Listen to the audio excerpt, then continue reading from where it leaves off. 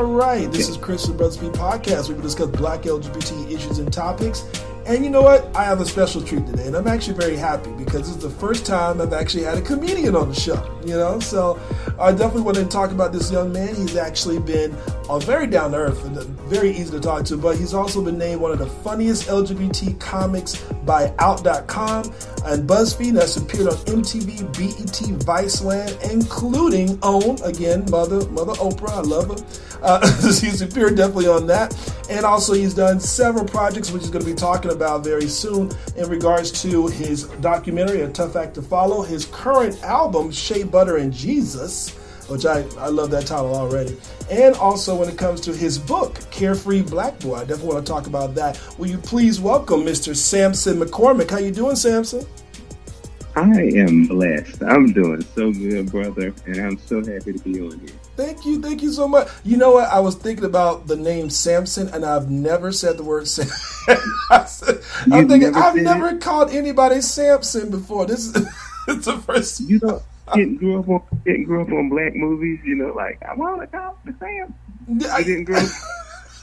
I'm thinking, okay, I've heard Sampson before, but how come I've never actually had anybody in my circle or outside that I actually called him by the name? I thought that was funny. I had a realization on that because it does flow off the tongue. You're about to be saying it a whole lot now, so you better get Well, I do appreciate you coming on the show. Thank you so much. One of the things that really amazed me when I was kind of looking at your story was the fact that you've actually been in this business for 17 years. 17 years. Long years. That's a long time. It is. It's a long time. And but looking at, people who've been in it for 60 years, and I never understood why people get lifetime achievement awards or why they go on and on and on about receiving those types of awards or the importance of honoring people who've done the work and who've persevered. I understand it. Because 17 years, it's, I have a lot longer to go, and I still consider myself a baby in this business, although, I know a lot. And Debbie Allen, and also I should call her Miss Allen. She would pop me in my mouth if she heard me say that.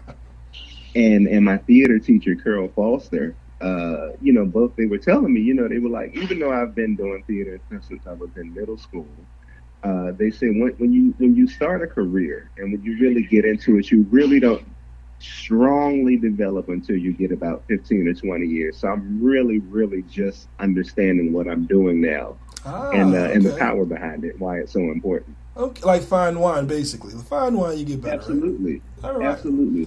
But you know what? What has that journey been like? That's my biggest thing, especially being an out. First of all, let's go back a little bit further. As far as being out, was that something that you originally planned to just come out exactly that way? No. And sometimes, can I cuss? Of course you can. Okay, good. Because I was about to say, oh, damn, I can't cut none of this plan. But sometimes I find myself sitting down sometimes asking, what in the world were you thinking? Because to be honest, Chris, it really has not made anything any easier. And I often, and I can't sit here and make it seem like it has been a cakewalk and I'm this fierce, black king I am a fierce black king, but I can't make it seem like I'm just this fierce black king who's unbothered and unmoved. Because the truth is I've had to survive. And the thing is, people look at the glitz and glam of show business, but it's a lot of rejection. There are a lot of setbacks, and it takes a whole lot of determination. It takes a lot of hard work, and it takes a lot of perseverance already as it is. Unless you're a white man, then you can be as mediocre as you want to be. But we'll leave that alone. But I think that with the challenges that already exist for us in this business, and then to come right back out on top of that and go, well, I'm also same gender loving. I'm a gay black man. Yeah. The level of ignorance, the rejection, some of the setbacks, some of the categories that I put in have definitely made it a lot harder. But I feel like a much deeper perspective that has allowed me to just be a better and stronger person overall, in addition to an effective artist. You know what? Especially considering the fact that, well, you know what? If I look at all the stereotypical ideas, I really think that sometimes they really believe that maybe those who are out cannot relate to a straight audience. Is that the situation that you sometimes come across? Personally, no. But I will say that I've had people, a lot of club bookers or, different people who could give me a hand. Not like I'm up on stage talking about sucking dick.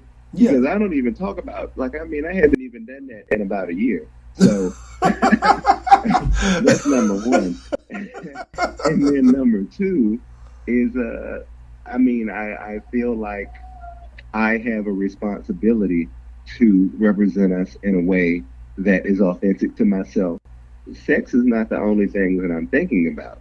When I'm out in the world, the first thing that I experience life as is a black man.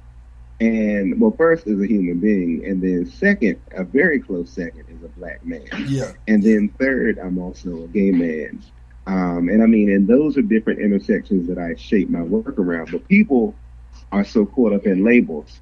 And so the thing that I challenge myself to do is to show up with those different perspectives as a human being, as a black man, as a man who is LGBT, through all those different ways. And in one way or another, if we really sit down together, no matter who we are, we experience life in the same capacity one way or another. Right. So that allows me to connect with people in ways people don't expect for us to, and I do. And it's a very beautiful thing. You would think, for me doing this, to be in places like Mississippi, I go to Mississippi, I go to Iowa, I go to Alabama, I go to Florida, in the deep, deep Bible Belt, and I get standing ovations. So I think that speaks for itself. Right, and it does speak towards the growth that you definitely see, especially in the Bible Belt areas. Well, the thing is, I think really is just really helping people to relate to you as a human being and as people. And I don't have a problem with somebody disagreeing with me. Yeah.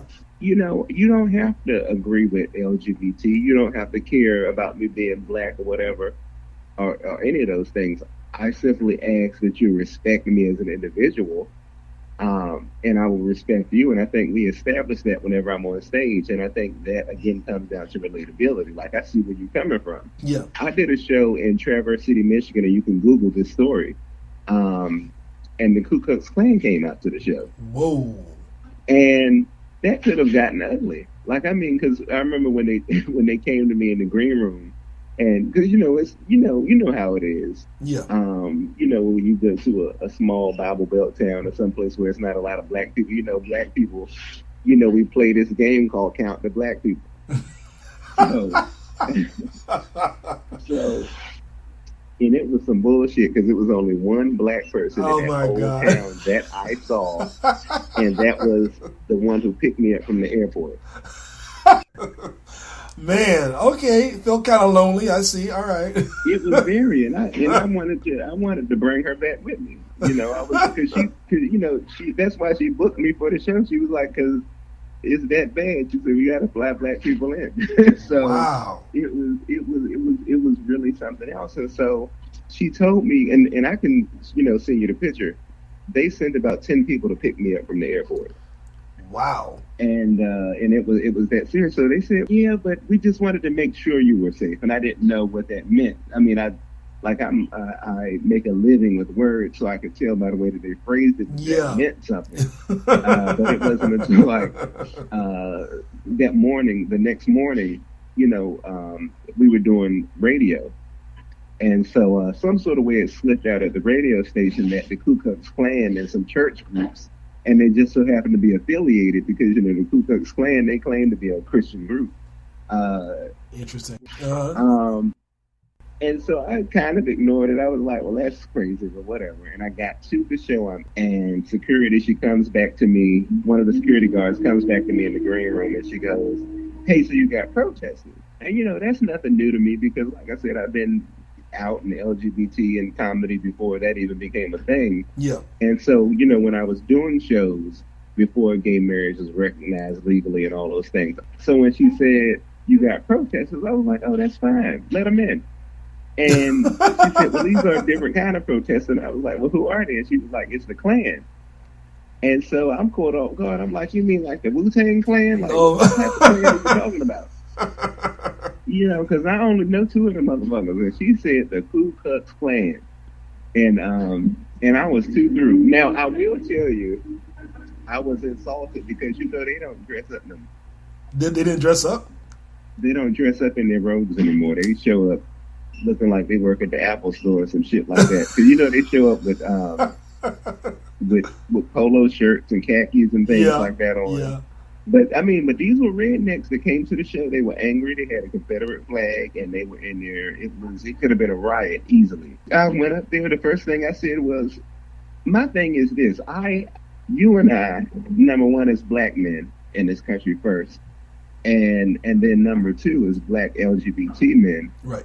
We've always, in some capacity, been the pink elephant in the room, in our church, in our family, in our cities, in our communities. And we've had to find a way to address that. So I don't run away from the pink. We've been whatever color elephants we were. We've been rainbow. We've been Sankofa color. We've been whatever, you know. Whatever type elephant it is that needs to be addressed, I address that elephant. And this elephant in the room was a Confederate colored elephant. So I addressed that motherfucker. I'm like, look, y'all. So we got the Klan up in this motherfucker. Let's welcome them to the show. Wow. And the audience is looking at me like, you must be on some good shit. And I'm like, let's welcome them to the show. And I was like, because my thing is we all deserve love. And my thing is, I know what it's like to be first a black man in this country.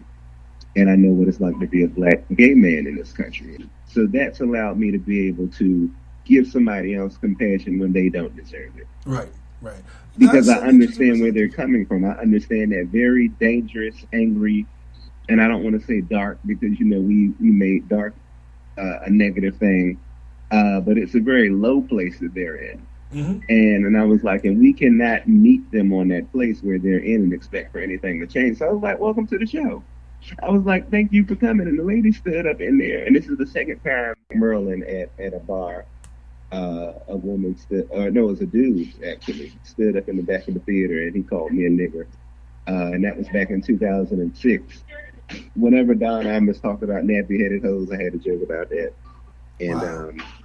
You know, when the lady stood up in the theater and called me a nigger, like niggers, and I said, well, that's fine. I got a couple niggas I hate too, so we got something in common. Wow. You were good. That was good. I gotta tell you. Because a lot of people wouldn't know exactly how to face that. And basically, so you've been around a little bit long enough to actually know how to handle that. You know, that's the thing, you know, and Martin Luther King, he said it beautifully. He said, darkness cannot drive out darkness, only light can do that. And I mean, it's just, you can't respond to ignorance with ignorance. You know, so I just responded. And I mean, and that's the thing, and that's the beautiful thing about humor is we've always, as black people, particularly, I think black people and Jewish people, have used humor to survive. And I mean, I think that was just it was just very second nature of me to respond like that, because when I said that, the audience was shocked for a second, but they gave me an applause break. Yeah, yeah. And I saw her face, and she sat down. Because you could see in her face, like, she was like, damn, she was like, that nigger's good. You didn't give her what she wanted, basically. Yeah, you know, and so she sat down, and I tell you this, and you can ask anybody who was there. I will give you their emails. You can call the ticket office. You can call Planned Parenthood, Traverse City, and they will tell you this, what I'm telling you right now. As a matter of fact, you can go back through my Instagram stories. Or pictures, and the story is up. It's on there somewhere. Wow! Wow! From when I was there, and I wrote about it. This happening, this story that I'm telling you now. But I continue with the show, and they actually laughed at some of the things that I was up there talking about. The KKK. And in the back of my head, I'm thinking, I'm like, well, this proves that we all have a lot more in common than we have, you know, not in common. Right. And right. And at the end of that show, everybody in that theater stood up and clapped for me, including those racists who were sitting in the back of that theater. Wow. I can be honest with you. that takes a lot. That takes a lot of talent, but also to think at the spur of the moment, because a lot of people just don't have that. And I know I wouldn't know exactly what type of behavior I would have actually would have said if a comment like that was actually said in the middle of everything. But let me ask you this: when were you actually pulled into comedy? What made you say this is the route that I'm going to go? Sometimes I'm still like, what on earth? That's another thing. Not only are you gay, but bitch, you had in there to do comedy too. Exactly. I really don't know. I mean, I will tell you this, Chris, is that I have always loved theater. I've always loved humor. I grew up on humor. I grew up on Red Fox. I grew up on Joan Rivers. I grew up on Whoopi Goldberg. I grew up on Arsenio Hall. And I grew up through that period of the 90s where black humor was one of the most effective political tools that we had, so when we needed to find a way to laugh and have conversations, because if you go back and Google some of the old stories, shows like In Living Color provoked a lot of important conversations around racial issues that involve things like Rodney King and the LA riots, and and all these different issues that affected the black community. Right.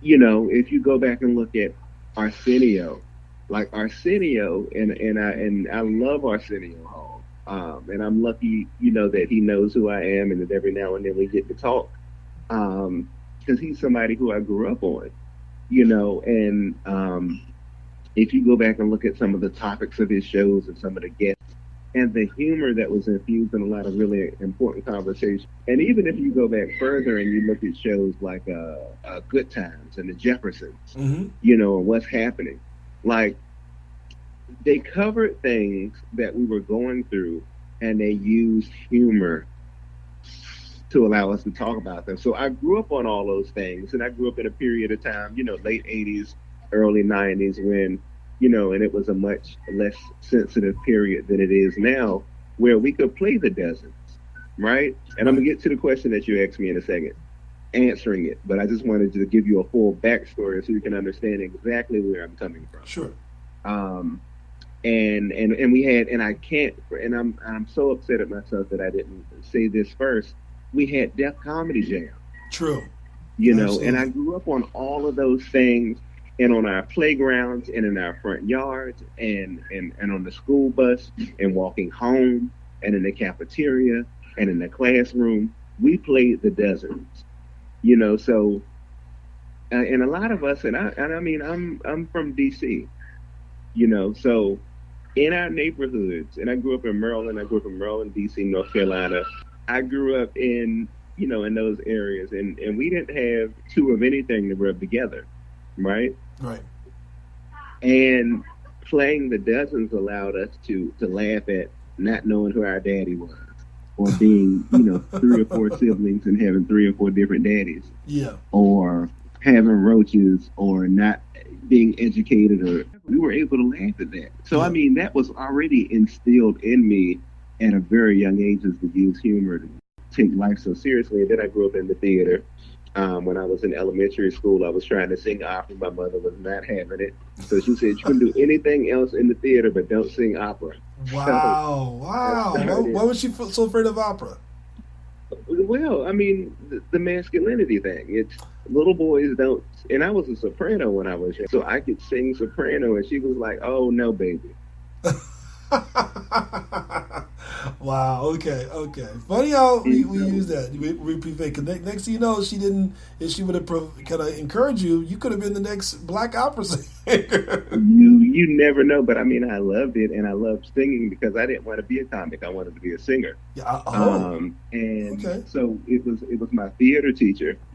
It was one of my teachers at school who, looking at me cut up in class, she would always say, I see you sing, and whenever you talk about the song that you're going to sing or this or that, they listen to you sing, but they're connected when you're talking about what you're saying because it's funny, it's engaging.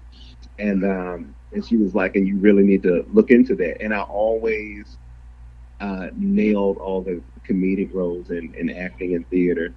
And And then it was her and my English teacher who threatened me in high school. They said, if you don't go get on stage and do comedy, we will fail you. So it was coercion, in other words. And once I got in there, in the early 2000s, it was a bit of a decline in some elements of black comedy and mainstream. Okay. I mean, Def Comedy Jam still came on, but we didn't have Arsenio, Martin. There were only a few Martin reruns. Like it wasn't what it was when I was growing up, so I wasn't looking at it so much. But once I went back, and that was actually my first time in a comedy club. When I got in there, back to everything that I had grown up with. And what I loved about looking at it when I was growing up, and I felt home. And and actually, the first night that I did anything on a comedy stage, which was Teddy's House of Comedy in D.C., which is now closed, but it was a Def Jam comedy club, and they didn't give a damn that I was 15 years old. They were like, well, bitch, if you ain't funny, we're gonna boo your little young ass on the stage. and I mean, and the first show that I did was awful, and I'm glad that it was, because if I would have gone in there and nailed it the first time, I don't know if I would still be doing it. Wow. At 15, that takes a lot of guts to want to do that at that particular time. Now, well, yeah, and I mean, and I wasn't old enough to get into the club, so they had to sneak me in the back door, and I had to give them my lunch money. I had to get a bounces, because I would go every Wednesday, because that was the only club I knew, and the internet wasn't what it is now, so you couldn't like look up and see what was going on. So I mean, that was the only club. I think I had called 411 or something, and they said, yeah, information or whatever they called. But we call them information, and you say, well, hey, I'm looking for a comedy club in D.C. Teddy's House of Comedy on I Street. I said, can you give me the number? So I got the number, got the address, and the lady was at the desk. Her name was Kenyatta, and she knew I was young, but I walked up in there basing my voice and everything like, yeah, I want to be a comedian. She said, really? I said, yeah. And she said, well, how old are you? I said, and I slipped up because I was this is dilly. I said, 15. And she said, I'm going to ask you this one more time. And this is going to determine whether or not you get into this club tomorrow night. I said, okay. She said, how old are you? I said, 18. Meet whatever the bouncer's name is at the back door and bring $10 and he'll let you in. And she was like, and of course you can't drink.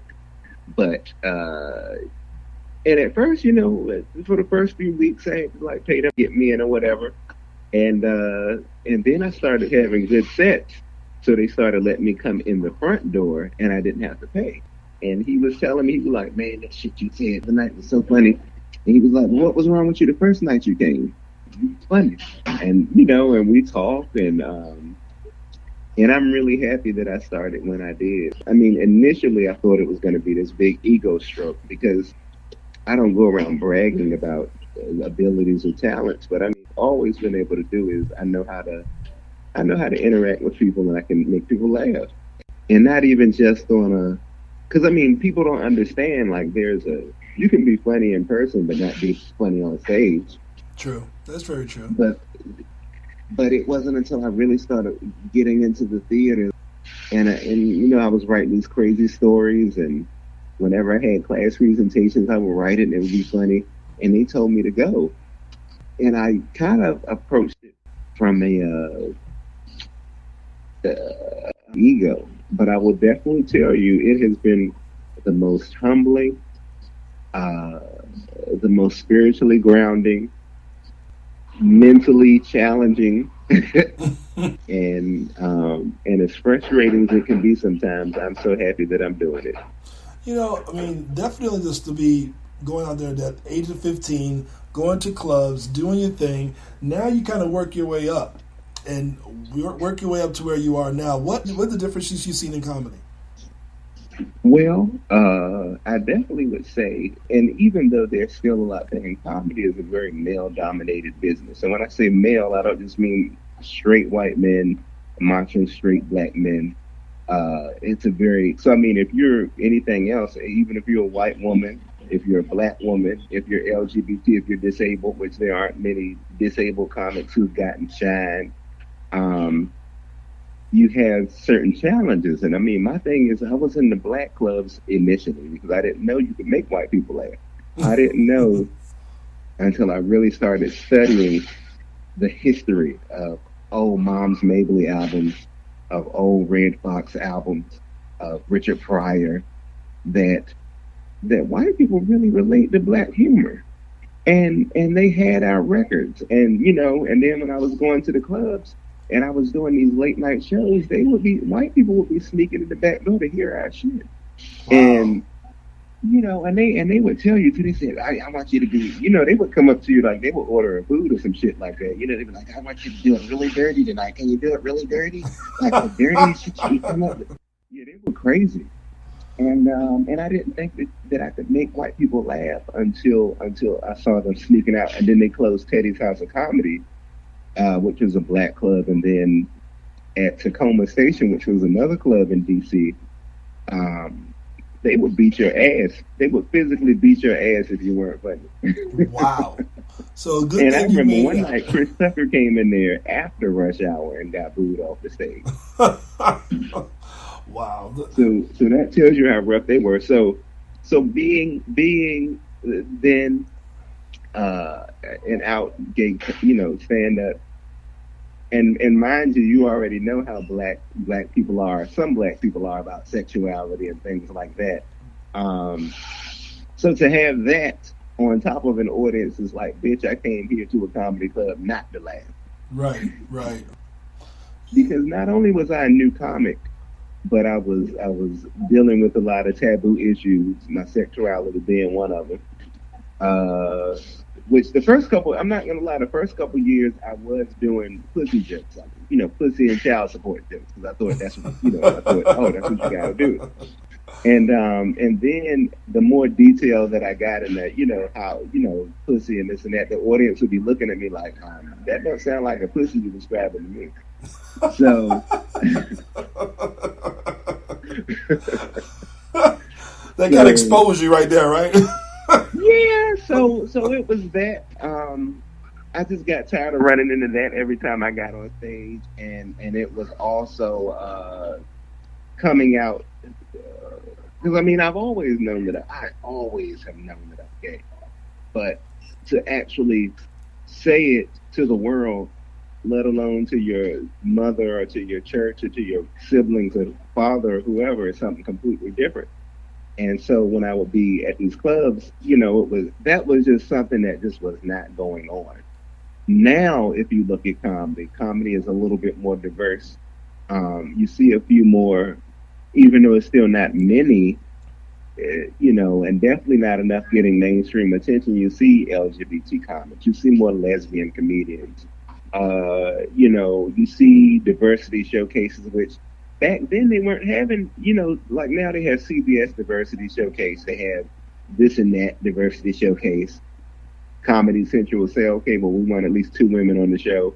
Yeah. Whereas back then they didn't have that. Like back then they had nigger night.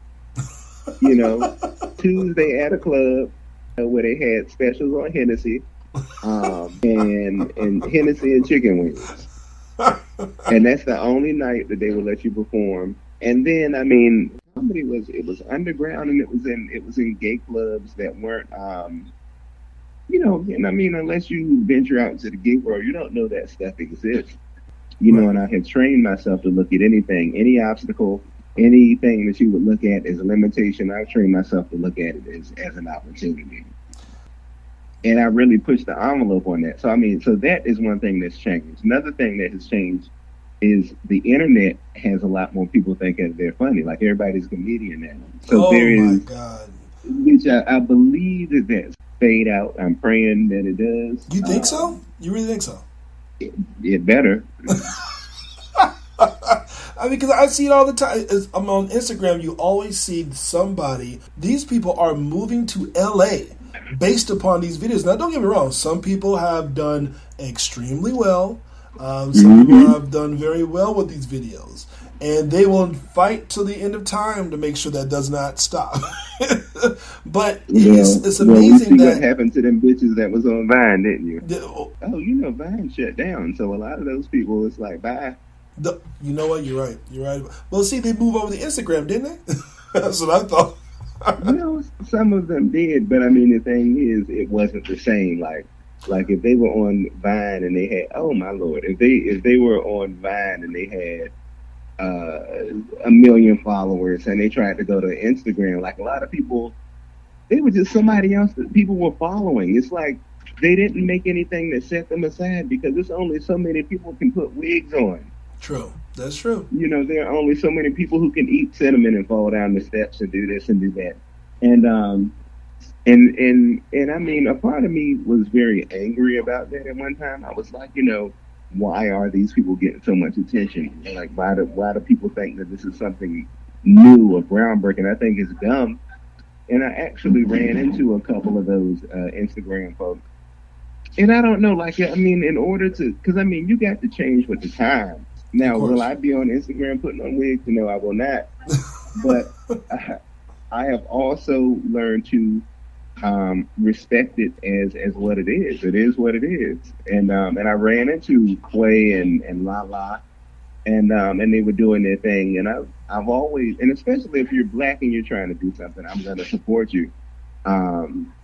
And you know, they're doing their thing, and I've respected it for what it is. There's a difference between doing a video in a crowd. There's a difference between if somebody's laying in their bed bored at 11 o'clock at night looking for stupid stuff to keep their attention, and actually having people pay 15 or 20, between 12 and standard for a club is $12 and $25 to pay to come in and look at you for 45 minutes. And the thing is they get booked, but they don't have 45 minutes of material to stand up on stage and do. That's true. That's true. You're right about that. And I don't know. I mean, and this is not me looking down at anybody or anything like that, but I mean, I take a certain pride in knowing that I go on the road with a set of 40 minutes of material and then I'm ready to record it. You know, every 6 months I can turn over a new 45 minutes if I'm on the road consistently. And there's a certain pride that I have in being able to do that. Right. You know, because it takes a certain level of discipline to do that and dedication. Whereas if you are creating videos while your mama's at work, or you don't have to work, or you don't have to hustle or do any of those types of things, and you get 1 million followers and, you know, 1 million views and you get booked at clubs, but you show up and you don't have a show, to know that when people pay $15, $20 to see me, they're going to get a show. That's true. There's just a certain pride that I have in that. Also have a lot more material to give than the average comedian. You have written your current album here, which is actually your 5th album, called Shea Butter and Jesus. Okay. Yes. I mean, okay, first off, you got to tell me how you came up with this title, please. Marijuana. That's a good reason right there. I can see it. Weed. I was sitting up in there and we was smoking. She was a 67-year-old white lady. Wow. And she said, what keeps Black people so young? And I told her, Shea Butter and Jesus. And I kept the name. Shea Butter and Jesus. So what are people going to expect on this album? Well, you know, some experiences that I have in life. Now, if you want to talk about a reason for something that I recorded, you want to go back to an album I did about 10 years ago called Don't Make Me Take Off My Earrings. Yeah, I did. And that was the first time that I had really, really, really, really worked hard at developing a solo show. It was about coming out. It took me about 3 years to really get to the point where I was ready to do that, because I was still breaking out in sweats on stage when I was telling an audience that I was a gay man. Whoa, wait. So when you were actually going out at 15, did you already say at that age that you were gay? No, back then I was doing child support jokes. So I was doing child support, weed, pussy, and it wasn't until I was about 18 that that's when it was just, I don't know, there seemed to have been a Black gay renaissance that started happening. There was gay hip hop, so you had people like Tim and West. I had never heard a gay rapper before. You saw other people doing it, you kind of felt a little bit more capable of doing it. Yeah, and the thing is I would go do shows at this place called Soho Cafe in DuPont Circle. So it was in DC, and it was right across the street from the Fireplace, which I hung out. And the Fireplace is a gay bar in DC, and I would hang out at the bar. So whenever I would be sitting in there, and sit with my back turned to the window and my hood over my head, so that nobody would see me and come in there and say anything to me in front of the people, because I was really scared. Gotcha. And I just got tired of that. And I had this old joke where I used to talk about my barber, because like I would go into my barber, and he would be like, they talk to you about women, little man, so you dating, whatever. And I wasn't able to say that I was gay, but I could describe what it was that I liked. Right. And so, he'd be sitting there be like, oh yeah, well it sounds like you like your lady sound masculine. Wow, just totally missed it. Just totally missed it. I like them, I like them kind of strong. I like for them to hold me at night while I'm asleep. I like for them to have a little bit of this light facial hair. Oh, really? Wow. Wow. But anyway, to get back to what you asked me, was I just got tired of alluding to things on stage, and it felt weird when I changed the pronoun about somebody that I had a crush on, or had went on a date with, or whatever. And I got tired of hiding. It's like and then I was coming out, like got kicked out of church, and I needed somewhere to vent. And so I started getting up on stage. I remember one night I was at a club in Maryland, and this went up before me, got up on stage, and his neighbors were gay, and he said that they were going to give him AIDS through the wall. Oh, wow. So it was, I remember specifically, it was that night that I said, because at first, before that, it was like I would get on stage and talk about it sometime. Because mind you, I was still young, and the thing is very rarely do we as young gay black men have somebody to sit us down and go, well, this is what your sexuality looks like. We only learn about it as nasty or something that we need to be ashamed of. So if it's something that you should be ashamed of course you're going to hide it. Right. And I wasn't always comfortable talking about it every night. But when I did have the courage to talk about it, I would be covered in sweat. Wow. And I was never self-deprecating, but I remember I had this old joke where I would say, I would be like, I don't understand why people don't like gay people, because we do all the same things. Gay people do all the same things. Some of us play basketball, work on cars, beat up gay people. And even though it wasn't like self-deprecating, it was still like, it's not something I don't think I would do that now. Right. But those were the times, and that's how I had to handle it. And I will tell you this too, Chris, before shows, because a lot of the shows, I'm from DC. DC is where I really developed the chops at. Like I was still doing New York and Boston and New Jersey and things like that. But DC is where I was really developing those chops at.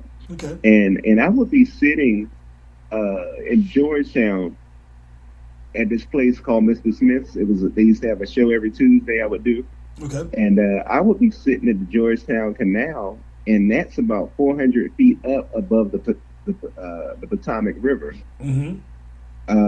which is connected to the Atlantic Ocean. And I would be up there, and it took everything. It definitely was the hand of God that kept me from jumping off that cliff. It was a cliff that I would be sitting on.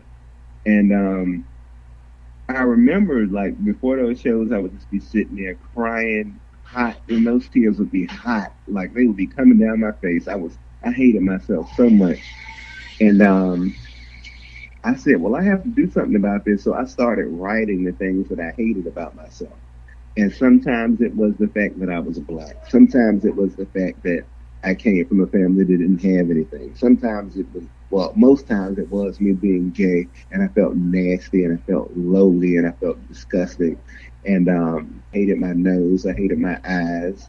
I hated the way that I talked. And I would write all those things down on this piece of paper, and I would throw it off of the cliff.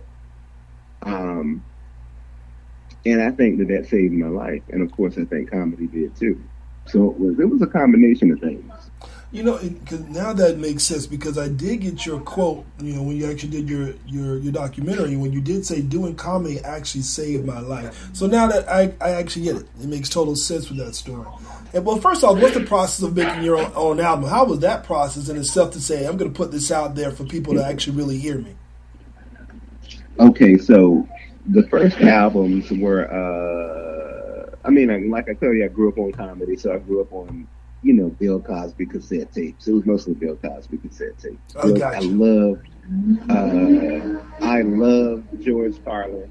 I grew up on his HBO comedy specials, and I thought he was very provocative because I had never seen anybody, and George Carlin was a known atheist, and I had never seen anybody stand up on stage and so boldly and fearlessly go, I don't believe in God. And I was like, whoa. I was like, oh my God. But I love Carlin. Carlin is actually one of my favorite comics.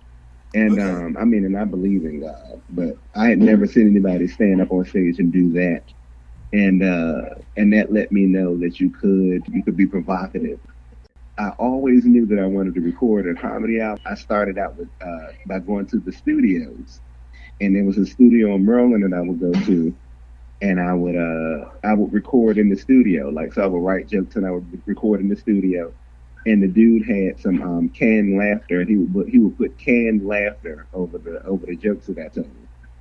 And that's how I did my first ones. Because I was in high school, and I really didn't understand comedy like that. Right. Some of the stuff was funny. It was funny like for a little boy that had written it, but it was different than perfecting material and then creating an event and having people to come in for a live comedy recording. Gotcha.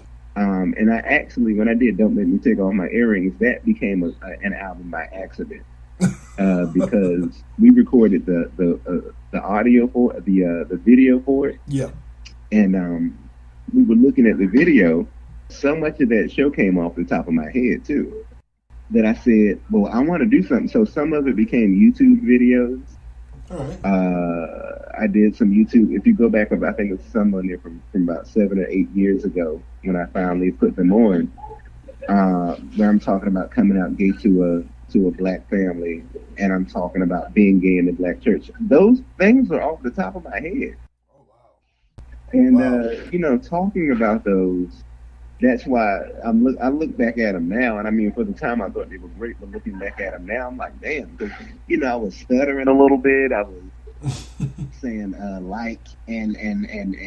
like, because the stuff was coming up off the top of my head, yeah. And I had never really stood up on a stage for an hour talking about being black and being gay and this and that, and it was nerve-wracking. So I said, well, I want to do something with this that you do off the top of your head. You just can't. When you're performing, you're not going to do that again. Right. You're just not. So I said, well, what can we do? And I said, I tell you what, can we take the audio off? So we took the audio off, and we cut the album up, and we took the pieces that we wanted to put on an album. And by the time we got done, I think it became an album. Wow, 34. This is 34 minutes that came on top of your head. Off the top of my head, and then the other 30 minutes of the show I kept, and I didn't release that because I was still using that on the road. Wow. This is pretty interesting. So now you get to the point you say, you know what? I got an album under my belt. Now I want to write a book. Where did that come from? I did. The first book that I wrote was Taboo Village. Okay. A perspective on being gay in Black America. And I wrote that book by accident because I was writing material. I was going through a really bad breakup. I was 21, 22. Gotcha. And I wrote that book because the guy that I was dating at the time, I had never had like a full out sexual relationship with a guy. The sex was great. Well, I thought it was because I was young and I hadn't had much of it yet. But looking back, yeah, he was fine. But for what it was, I was whatever Mataz was going, Mataz by it all. They call it dick Mataz, ass Mataz. Oh man. I was all Mataz. And I didn't realize how toxic that relationship was. Like boyfriend, he was a Gemini for one. And Gemini men, they crazy as hell. And I got this old joke where I used to say I used to date this guy who I thought, I had this old joke I wrote about him where I said I used to date this guy who was bipolar schizophrenic, but I didn't know he wasn't taking his meds. I just thought he was a Gemini. And so not only was this dude a Gemini, but he was bipolar and he had multiple personality disorder. Like boyfriend was he was crazy as cat shit. And wow. And he physically would attack me, and he was homeless. And so, here I am at 22 years old, I think I was 21, taking care of another 21-year-old, working 2 jobs. He's physically abusing me. He's mentally and emotionally abusing me. And we're fighting every night. And then after we get finished fighting, we go have sex. Wow. And he's cheating, which, I have views on stuff like that. A man is going to be a man. But, he's straight up running the streets. And I stayed with him for some reason. I don't know what my problem was. Wow. But ultimately, what he had the nerve to do, he had the nerve to go become saved. He said, "Oh yeah, I got the Holy Ghost now, and this and that." And so what he would do is he would sit on the side of our bed and he would preach sermons to me out of the Bible. And he would go right to Leviticus. He would go to Corinthians. He would go to this book and that book. All the books that are said to damn gay people, which they don't. The interpretation, we'll get back to that later. Right. But anyway, the long story short was we had him coming in every night. Oh, God don't want us to do this and that. And then he would put the Bible down and we would have sex. And then he would get back up and start praying and carrying on. And wow. And it really, I grew up in a church that preached, don't be gay. Right. They preached that you would go to hell if you were gay. They would preach that, gay was a demon and gay people were child molesters and they had AIDS and all these horrible things. Right, right. But I had never really confronted that spiritual element of it, that psychologically, and mind you, I had gotten kicked out of a church when I was young for being gay. Wow. But I didn't care. I was like, all right, whatever. I didn't understand it. I didn't understand the extent of the damage that can really do to somebody if you throw the book at them. And if you beat into their head that something is wrong with how they love. And so it's that part. And then it's that other part which says, oh, and you're going to hell. So not only are you flawed now, and this is what's going to happen to you no matter what good you do in your life because God made you this way. Right. Right. So I had to deal with all those different things, and I was break up. I was having really bad anxiety attacks. 21, 22 years old, thought I was having a heart attack. Wow. I couldn't sleep at night because I thought if I went to sleep, I would die. And I didn't know that was anxiety. I literally thought that I was dying. I was like, wow. I'm dying. Wow. And of course, I was afraid of that because I was afraid, well, if I die, I'm going to hell. Yeah. So I had really, really bad anxiety. And I had to get that out. I had to process it. I had to deal with it. And that was the only way that I was able to move forward, was write about it, get it out. And that's how I wrote Taboo Village.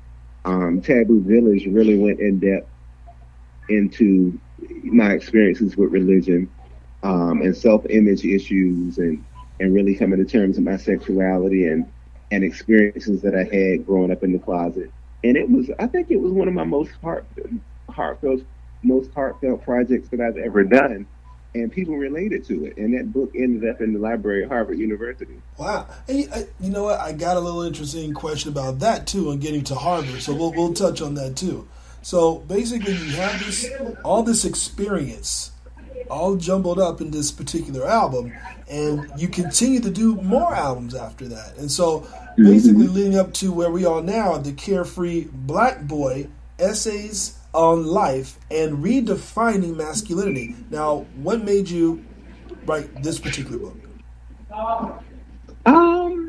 Well, it's all been a process, and I should tell you too. So before I did Carefree Black Boy, I did this book called Ebonic Faggotry. I did see that. So I did this book called Ebonic Faggotry, and it was really every book. I mean, obviously, I've been at different points and places in my life, but I did that for us to have conversations around sexuality and identity and accepting and understanding each other. And then I did Carefree Black Boy. That was another labor of love. Okay. I did that because I think a lot of us had gotten really comfortable. You know, back in the day, you couldn't just walk down the street with your man and hold hands. Now you see boys on the internet twerking and this and that wouldn't have been happening 10 years ago. No, absolutely not. Absolutely it's brand new. You know, and it's even certain things that boys did back then that was suspect that got you looked at sideways, like you know, we used to wear contacts. It's kind of funny because the Jerry Curl was never considered to be a gay thing. that Jerry Curl was gay as that.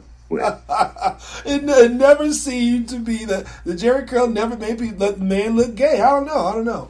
That Jerry Curl was just as gay as the month of June. Wrote that book, and it took me a while, but I wrote it because still have a lot of conversations with people who are afraid to come out of the closet, who can't come out of the closet. Yeah. I've even met people who are transitioning, and they're transitioning, but they're afraid their parents will throw them out or will stop paying for their tuition or whatever. And some of the things are just from conversations that I was having with people. Me using my art as a tool to help liberate myself even further and liberate other people to a point where I was embracing freedom and using art as freedom and being free in my identity. Gotcha. And I should note too that my very dear friend who I love so much, he's such a blessing, Daryl Stevens from Noah's Ark, wrote the introduction to that book, and it was outstanding. Yeah, it's kind of funny because I actually saw him recently over in the Wilton Manors area, and he was down in Florida not too long ago. Yeah, and part of me was like, should I ask him to? Nah, never mind. He absolutely would have loved that, I'm sure. Yeah, because sometimes when you're out, I'm pretty sure you understand that when people are out, you don't always want to disturb them in their natural, peaceful time. I don't understand that. They'd be like, "Can I eat dinner with you?" I have been out on dates. Let me tell you, I have been out on dates, and people have seen me with a date, and I'm trying to have a date, Right. And I've had people come up and invite themselves on the date, like, "Ooh, I'm gonna sit with y'all," and I'm like, "Oh my God, how did that feel? How did you feel?" Man, that's crossing the line. So that's when I'd be like, "Please don't." And I smile, and they'd be like, "Oh, okay," and I'm like, "Thank you so much." Wow. Okay. Well, you handled it very nicely, I tell you. You handled it very good. Now, your documentary, your performance there, a tough. This bitch better be funny. Yes. Yes. Many other comedians prior, and has definitely means something to a lot of people within the neighborhood. What did that feel like? It felt surreal. Like that was, I remember, and I still remember standing up on that stage and thinking, I cannot believe I'm on stage at the Howard Theater. Oh my God. Right. The people who got me in there. Really? And I mean, it was,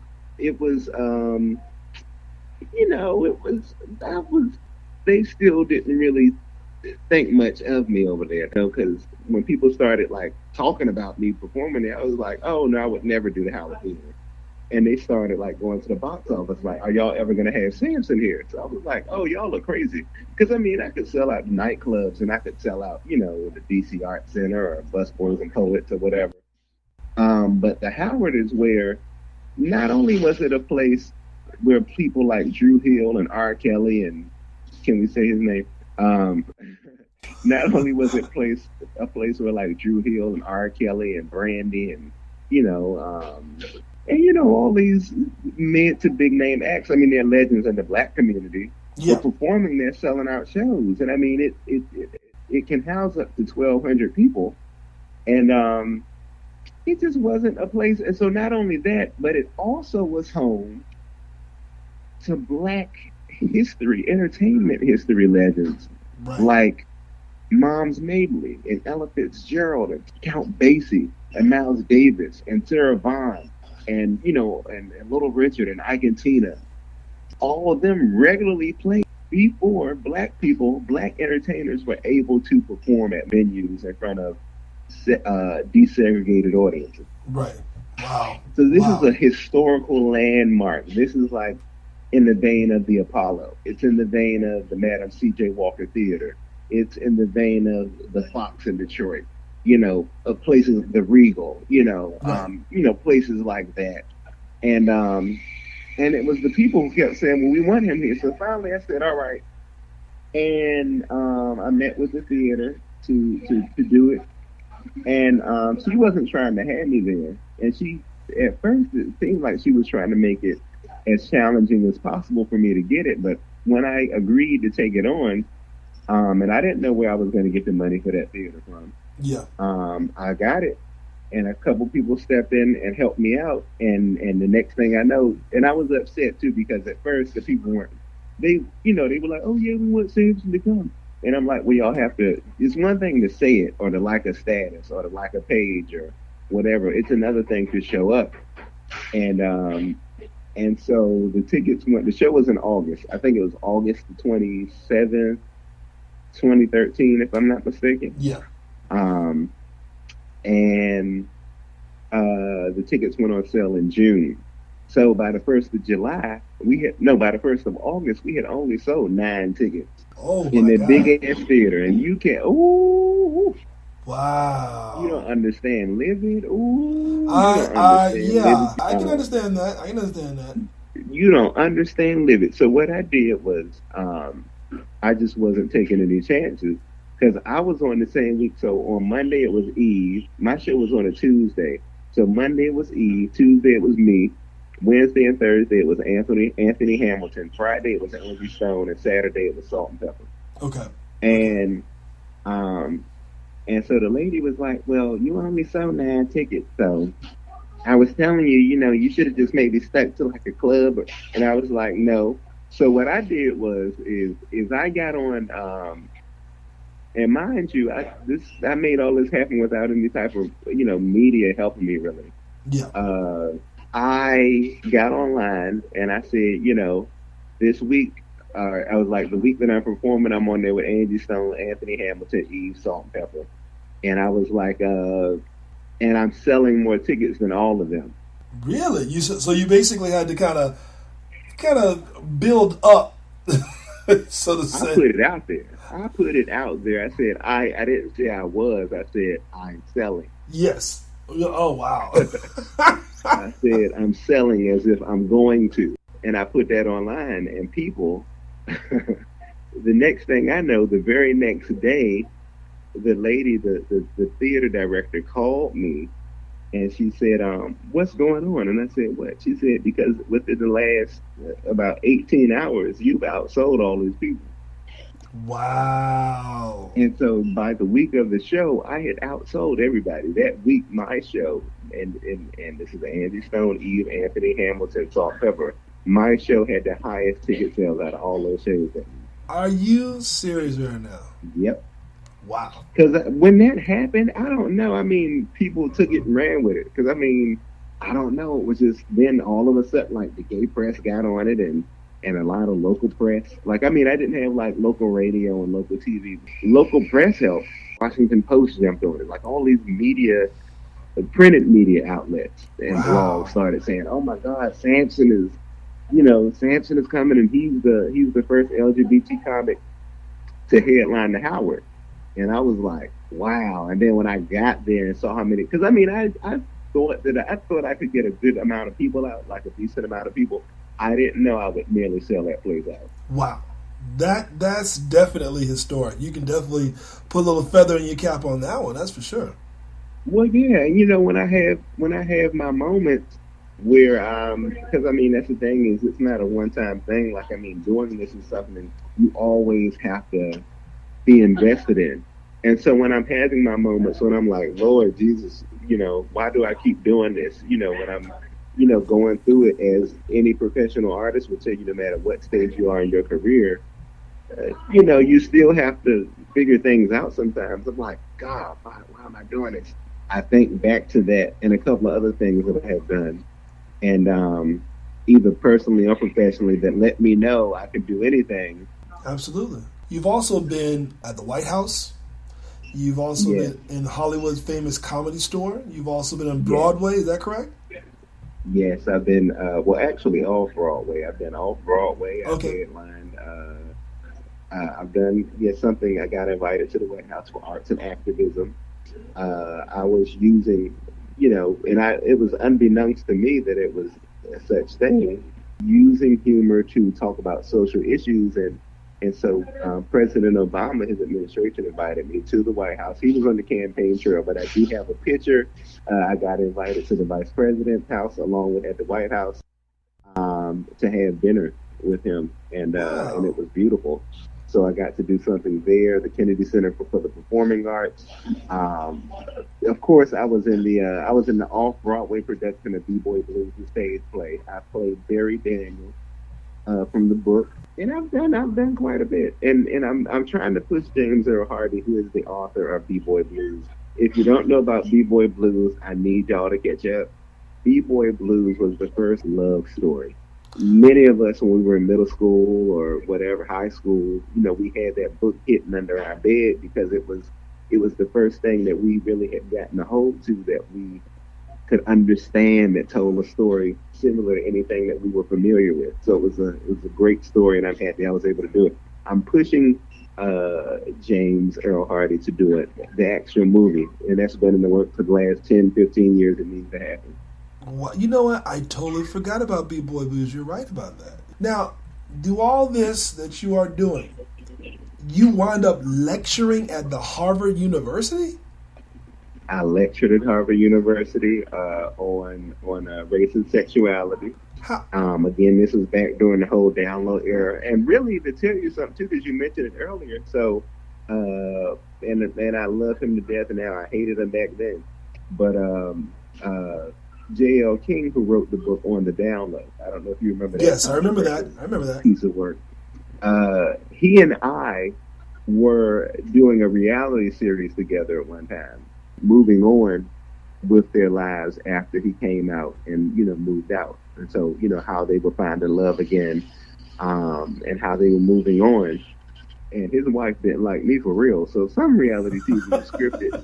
But his wife on that show, she was throwing daggers at me for real. Really? Yes, like it was serious. Like I walked in and here I am, and I was about 23 or something like that. And I don't know how old I was. I got to go back and look, but I got pictures of when we were on set doing that show. And so I walk in, and his wife sees me, and she's like, "Oh, so," and because he liked them, young and silly. And I've always been like very young and sophisticated. I was young and sophisticated.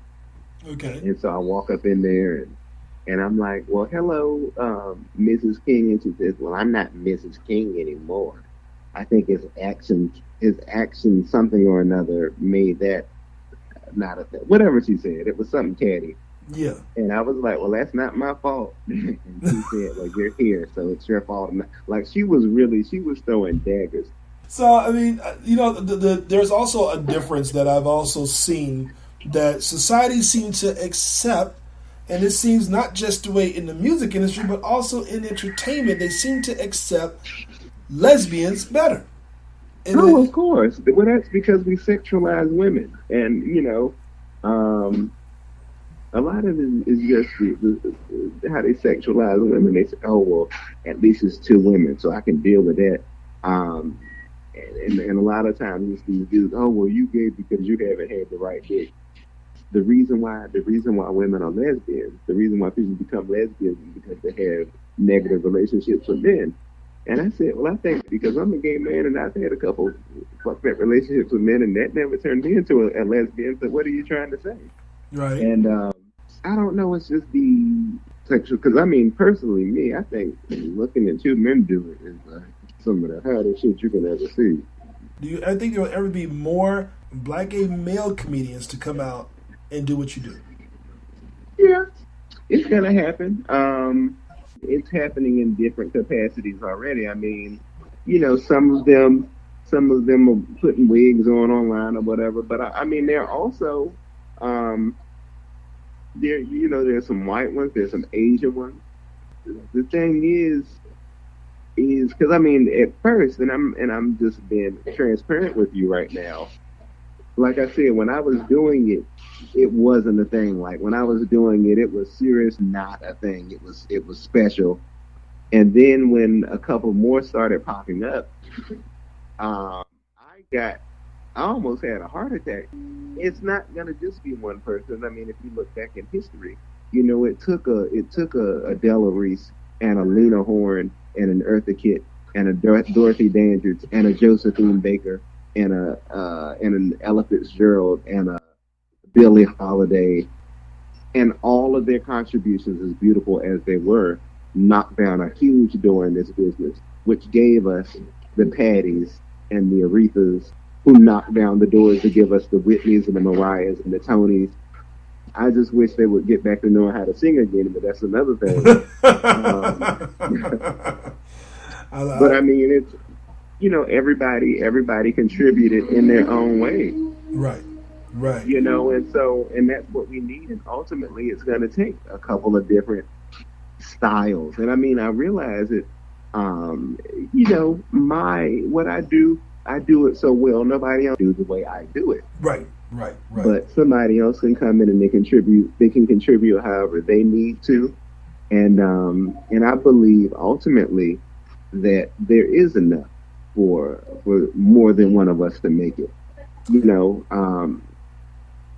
and when I say make it, I mean make it everywhere we have the commercial exposure and money and opportunities and things like that. Because I mean, if you look at it, when one person is in New York, and that same night you might need somebody else in Miami, you're gonna need two people, and then you might need somebody else in LA, and you might need somebody else in Denver. So I mean, there is enough, and I think with minorities, particularly Black people and people of color, I think we've been conditioned to look at each other as competition, and to look at each other as somebody who's going to prevent us from being able to have what we need, and I don't think that that's true anymore. Right. No, you're actually right about that. It's kind of funny because I didn't really know how many other Black gay comedians there were, period. And so in one particular article, I believe her name is Tammy P.A.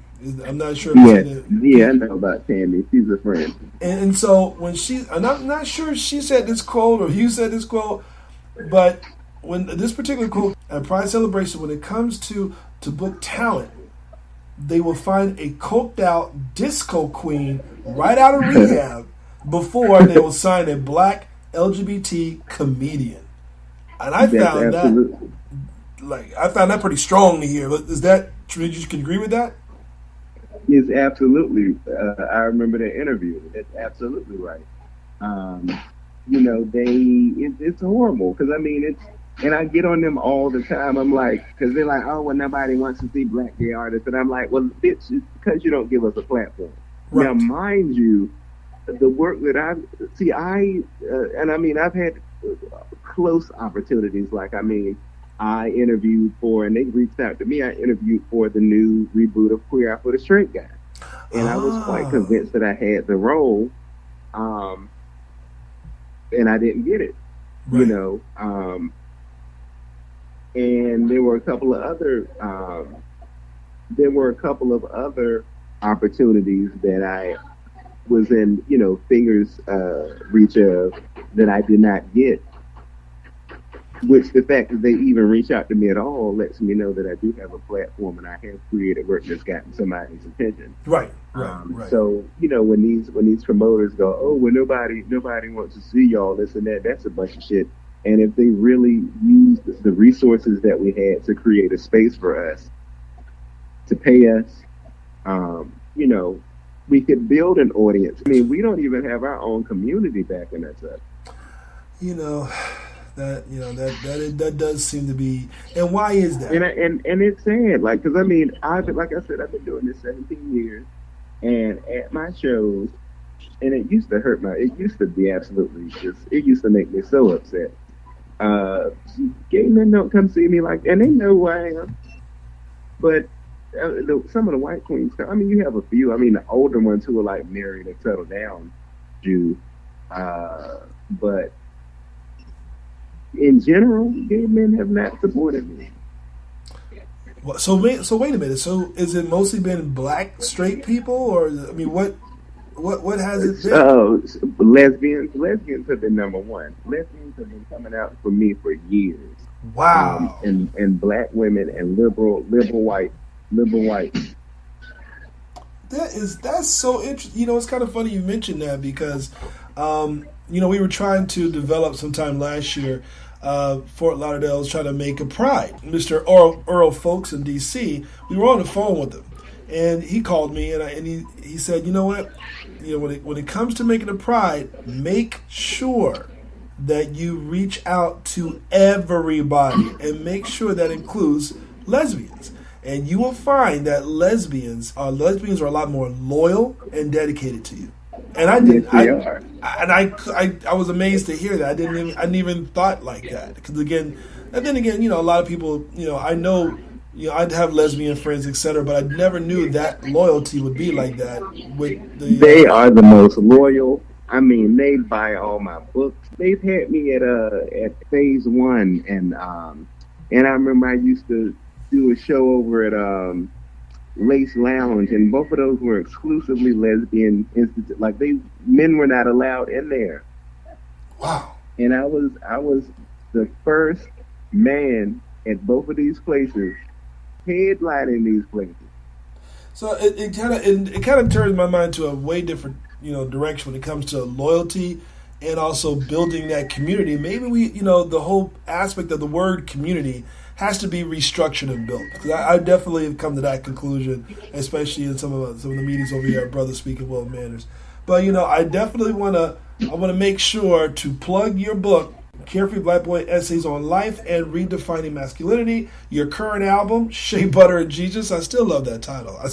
Thank you. And I think everyone should definitely take a look on, especially on YouTube, when it comes to the legendary performance. I'm going to say legendary at Howard Theater. When it came down to your, you know, bitch, you better be funny. As the night went on, that show just got funnier and funnier.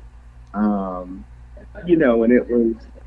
I'm very proud of that show. And we also online, we have another show that I did in a very intimate space, which is create my best work at, actually.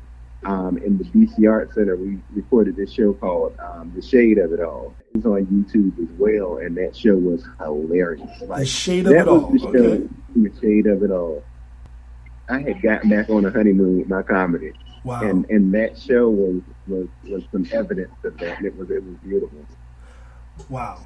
And is the show still running or it stopped? That show is still on YouTube. So if you go on and look up The Shade of It All and put my name in that show, and it's a 38-minute show, and I believe, and that was another show, like the intro for that show, the first 5 or 10 minutes of that show was off the top of my head. Wow.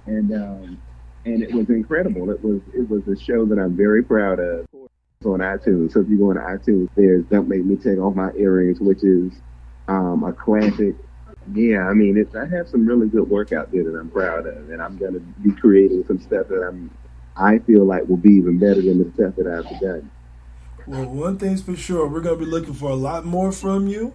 Like you said, 17 years is still a little baby's work, but guess what? I'm sure we're going to see a lot more coming from you. And eventually, even though I like Dave Chappelle, he got his Grammy, I'm sure I'm going to see your Grammy sometime later in the future, too. Thank you so much. Absolutely. Thank you so much for coming on the show, Sampson. It's really meant a lot to me, like I said, to create that diversity on the show, to create, you know, kind of show a lot more people that, hey, we are everywhere.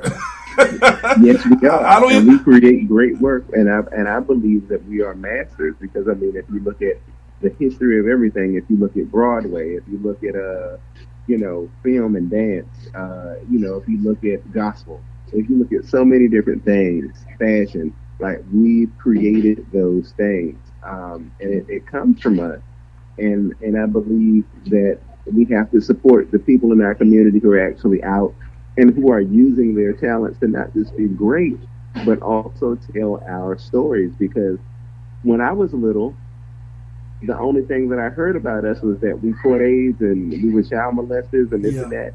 And to think that there was some baby who was around in 2005 and 2006 and 7 when Noah's Ark and Noah's Ark the movie was out, and they were able to see themselves, when they were 6 or 7.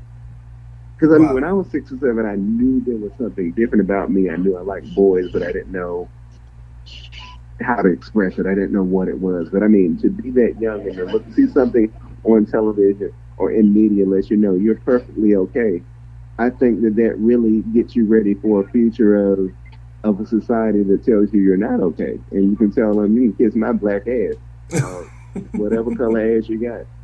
And you're able to own who you are. And I think that's important. It is definitely important. And again, I want people to definitely make sure that they go and buy your book. I'm going to make sure I put that on Instagram. I'm going to make sure I put that on Facebook as well. Again, even though I know you were in a little diner over there, like yes, these people are over here going in. I'm on the West Coast. It's almost 5 o'clock, and they in here ordering frappuccinos. I'm like, you bitches need to go home and eat dinner and go to bed. Well, you know what? Even despite all the noise back there, we made it through, and I do appreciate you coming on the show. Thank you so much, Sampson. And like I said, look out. I'm going to make sure I put all your information on there and make a small video clip so you'll see that too, and I'll make sure I tag you in. Please do, and I so appreciate it, and I appreciate what you're doing because we really need all hands on deck to make this work in our community and give our community outlets and things that we can look at and support. Exactly. You know what? I'm not done. I still got some plans in my head of seeing you come down to South Florida again. Anyway. But I'll let me know when I'm there, and we will make it work. It ain't nothing but a fact. Okay. All right. Now I'm going to hold you to it. All right. Again, thank you so much for coming on the show. This is Chris from Brothaspeak Podcast signing off. Really appreciate it. Thank you again.